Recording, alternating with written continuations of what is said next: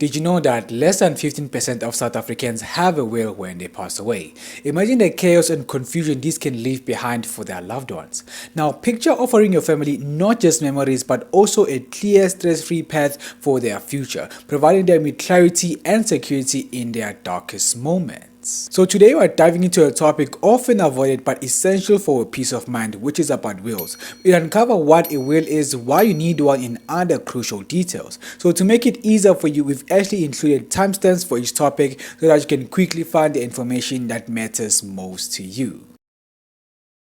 So a will, also known as a testament, is a document in which a person sets out what must happen to their estate when they die. So a person can also nominate the person or persons known as executors who should administer their estate on their death. So a will is a specialized document which should be preferably be drawn up by an expert like an attorney, trust company, or etc. This information here is to give you a basic understanding about wills. So when we talk about a person's estate, we are actually referring to everything that they owned, like their house and personal belongings, as well as any debt that they owned at the time that they passed away. So administering an estate involves gathering all of the deceased person's assets, settling any outstanding debts, and then distributing what is left to their rightful heirs or beneficiaries. And this distribution is done according to the instructions in the will. And if there isn't a will, rules of intestate succession to determine who the heirs are actually followed. So having a will is essential because it gives you control over what happens to your possessions and assets after you pass away. So without a will, these decisions are actually left to the law, which may not align with your wishes or the best interest of your loved ones. So creating a will actually allows you to ensure that your hard-earned assets go to the people or causes that you care about the most. It can also prevent potential disputes or confusion amongst your family members. So in essence, a will provides a roadmap for your loved ones during a challenging and emotional time, offering them a guidance and also a peace of mind. So the individual who creates a will is referred to as a testator if male or testatrix if female.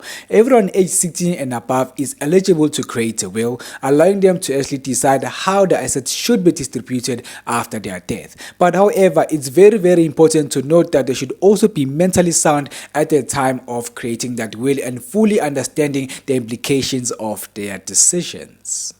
So I'll be asking you some questions. Please answer them with honesty and transparency. Your responses are actually a key to determining whether you need a will. So here are the top 5 most important questions that you need to focus on if you're actually thinking of creating a will. Number 1 is asset ownership. Do you own any significant assets like real estate, investments, or valuable items that actually necessitate formal estate planning?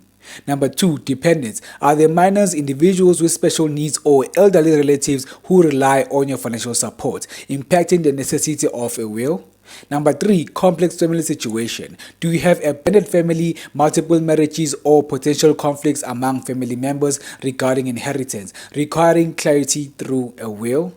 Number 4, business ownership. If you own a business or substantial business interest, have you actually considered their future after your passing? Number 5, specific bequests. Are there specific items or sentimental possessions you wish to leave to certain individuals, ensuring your wishes are met through a will?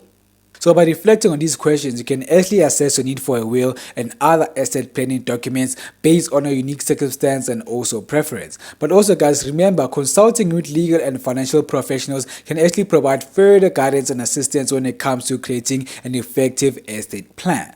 But after going through all these questions, you've probably realized that you actually indeed need a will. That's great. Now let's shift gears and actually discuss what you'll actually need to create a will.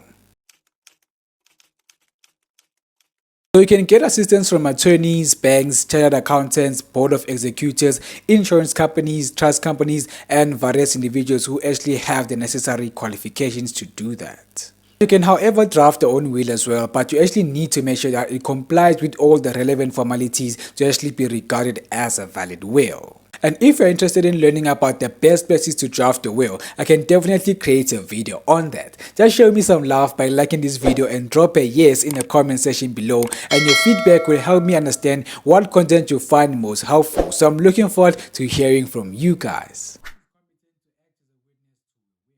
So all persons of 14 years and older are competent to act as a witness to a will, provided that at the time they witnessed the will, they were not incompetent to give evidence in the court of law. Beneficiary to a will should not sign as a witness because he or she will then be disqualified from receiving any benefit from that will. There may be some exceptions to this rule though, but actually you need to consult with your legal representatives for more information in this regard. Let's say, for example, John has a written will leaving his estate to his two children, Jane and Mark. If Jane were to act as a witness to John's will, she would actually be disqualified from receiving any benefit from that will. Despite being named a beneficiary, her role as a witness invalidates the ability to inherit under the will. Therefore, it's always advisable to actually have the will witnessed by individuals who are not beneficiaries to avoid any potential legal complications.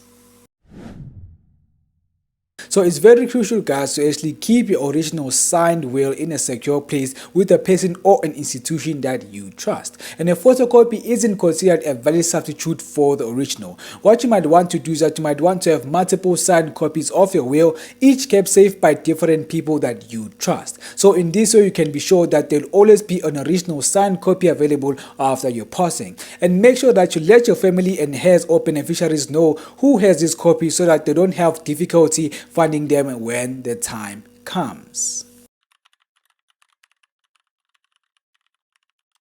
So by nominating your own executor, you ensure that someone you trust will take care of your estate and your heirs' interest after death. So the administration process of a deceased estate is a very complex process with many legal requirements. That is why you must actually ensure that you nominate someone who will be able to do what is actually required. These are the important things to note when it comes to appointing an executor for your will. Number 1, you do not have to appoint an institution or person drafting your will as an executor. And number 2, you can appoint more than one person to simultaneously act as executors. Number 3, nominate more than one person in case your nominated executor will not be able or willing to take up the appointment.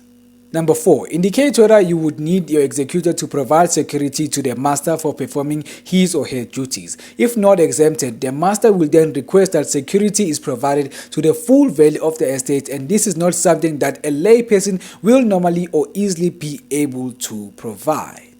Let me make an example about the previous statement so that you actually get a good clarification of what that actually means. So let's say you appoint your best friend as the executor of your will. They'll be responsible for handling all of the details of distributing your estate according to your wishes. Now, if the estate is substantial or complex, the master, who is the authority overseeing the wills, may require your friend, the executor, to provide security to ensure that they fulfill their duties properly.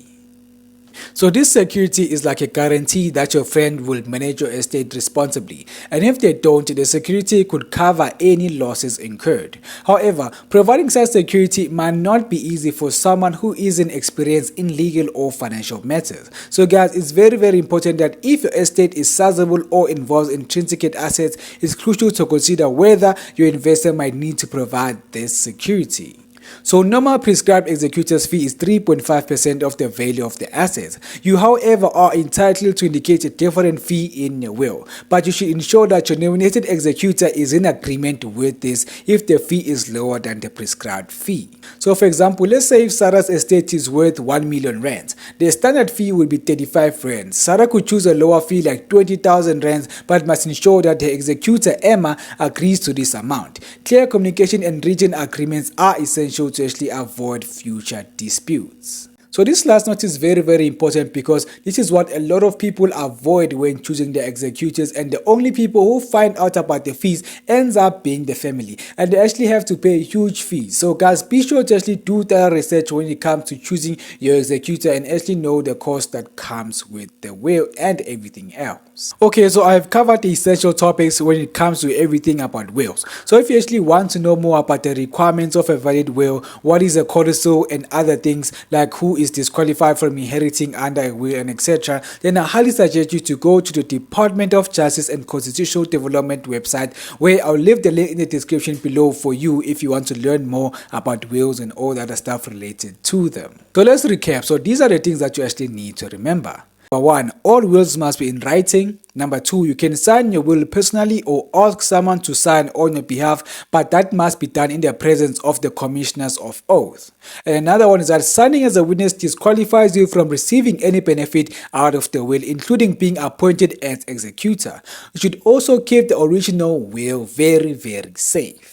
So let's say now the person has died and you want to know what to do after now that the person also left their will. So to report a deceased estate, you need to submit the following documents. Number 1, you actually need to submit an original or a certified copy of the death certificate. Number 2, an original or a certified copy of the marriage certificate or decree of divorce if any. Submit an original will. Submit a completed death notice. Submit also a completed next of kin affidavit, a completed inventory showing all the assets of the deceased, and also submit nominations by all the beneficiaries for the appointment of an executor and a certified copy of the executor's ID.